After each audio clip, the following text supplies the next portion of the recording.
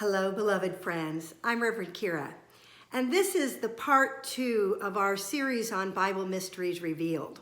We know there can be many series on that. We're going to start with just a 2-part series. And last week, we really explored what it is to understand the Bible as a guidebook for our soul's evolution in consciousness.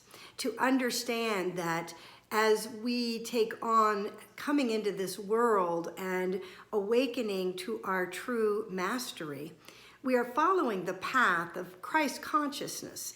And it begins in understanding the universal laws that are represented in the Old Testament, and that every character and every situation in the Bible is representative of an aspect of our own consciousness. And as we understand that, we begin to reveal the fact that every male character represents our thinking nature. Every female character represents our feminine nature, our masculine and our feminine, and how they become unified and integrated into this Christ consciousness.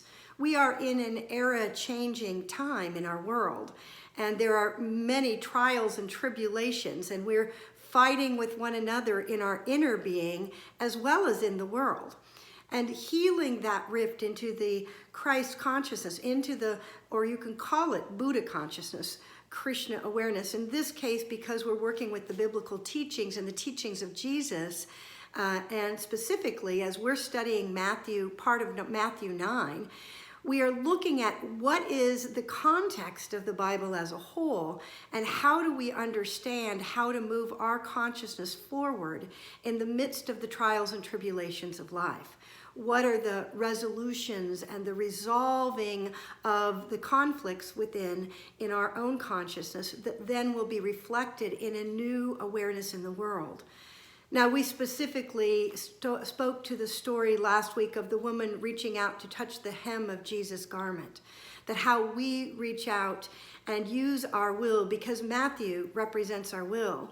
And as we learn to use our will, which is the New Testament, as we are no longer seeing a God out there, but understanding the God within, the God in all of creation, that infinite self, infinite awareness that is guiding and nurturing us. And as we understand and open and begin to channel the direction of our own will into a willingness to surrender into the Christ, to open to the healing that is available to all of us. See, Jesus represents moving into his healing ministry. We went through the genealogy and the recognition that no matter what the background anyone has, because he had every possible character in his background.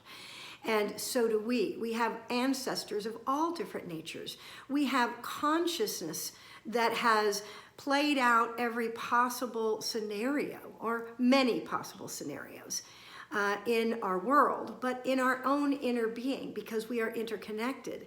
And so when we begin to understand that as we embrace the fullness of who we have been, and that none of that matters when it comes to reaching out to the infinite, reaching out to the God consciousness, the Christ consciousness, the Buddha awareness, or the Krishna presence, whatever name or understanding you've given to the God of your being, what is represented here is that we can reach in and have a new experience.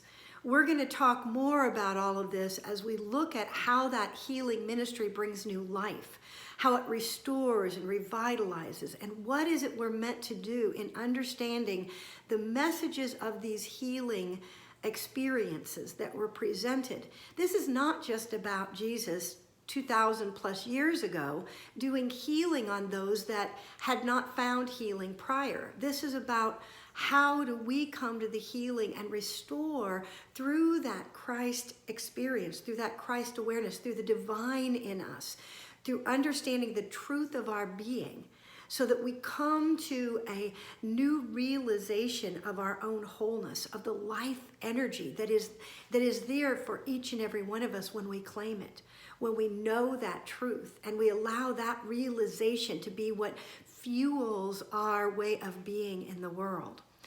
it creates healing energy, not just for us, but for the world. And we are in those times of awakening and transformation. Come and share with us these moments of revelation as we understand new awareness about how the Bible is revealing our own journey. What might it mean for you to take on these stories at a new level and let them be the fuel for your own awakening, for your own spiritual aha, to come to yourself in a new way that brings wholeness and harmony and vitality and peace and really guides your everyday actions. In Unity, we're here to be spiritually relevant now. We are living spiritual relevance now. And as a result, we're learning how to apply these principles into our everyday lives. Come and join us this Sunday at Unity Bay Area, Houston, on Highway 3 in League City at 10:30 a.m. for our Sunday celebration service to find out more. Or join us on our Facebook Live and experience our service at that time. We love sharing these teachings and this awakened understanding so that more and more and more of us can live from that kind of harmony and peace and create the world that we desire. The world within ourselves, the world out here. As we come to ourselves, this is what Jesus did in coming to his true Christ nature. We follow our way shower, our sacred teacher. In this example, we're going to be learning how to do that in a way that brings healing forth for ourselves and our world. It's a powerful and potent time. So take advantage of what is available to you as you evolve your soul in the ways that you're designed and destined to be and do. God bless you, friends. I look forward to seeing you this Sunday or whenever. In the meantime, know the truth of who you are. The more you align with your divine essence, the more you're going to bring your light into the world. And we are ready for you. Thank you, God. And so it is. Amen. Have a great, great week.